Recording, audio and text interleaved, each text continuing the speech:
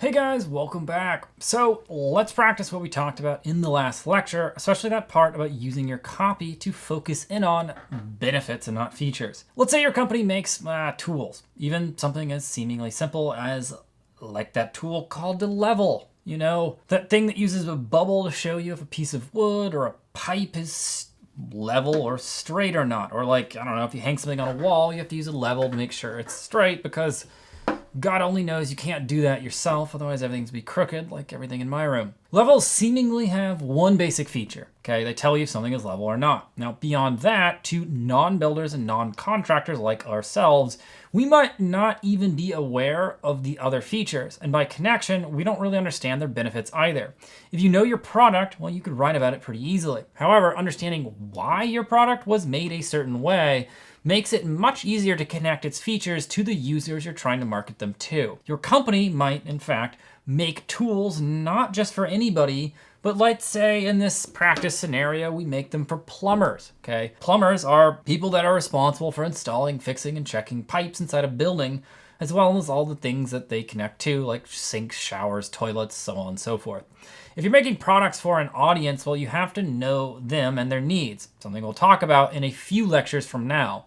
Okay, so the levels you might make, let's say they might include a bunch of other features, which to regular folk like myself seem like overkill and kind of nonsense. But let's just make up a fake feature list. Let's say the level is waterproof and rustproof. Cool.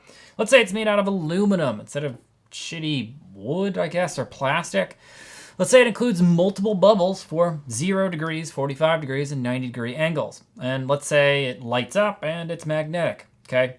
And sure, okay, this is a nice list, especially for something as seemingly simple as a level. However, like we said in the last lecture, we need to connect these features to benefits if we want to paint the whole picture about our product. In the case of our level, those benefits should be explained using copy, something like this. Let's say it's waterproof and rustproof, meaning it'll last through any plumbing project you use it for. It's made out of aluminum, offering more durability than wooden levels. It includes multiple bubbles for 0 degrees, 45 degrees, and 90-degree pipe configurations.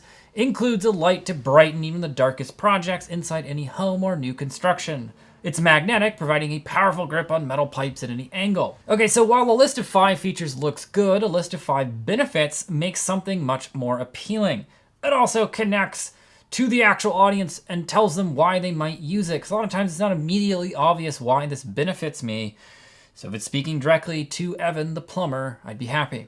They answer the questions of why does this feature exist and what's in it for the customer. When plumbers see this list, they'll connect it to their needs on their own, hopefully. They need tools that can withstand the abuse of working inside any type of house, multiple types of projects with various needs, and extras like lights, magnets, and those multiple level bubbles that make the tool more flexible and kind of valuable in the field. So you don't have to have multiple levels. Your product might be virtual, let's say, like an app or platform. Maybe it's information, but you still need to connect the features to your audience to make it resonate for them. Writing copy to highlight benefits will help make those connections.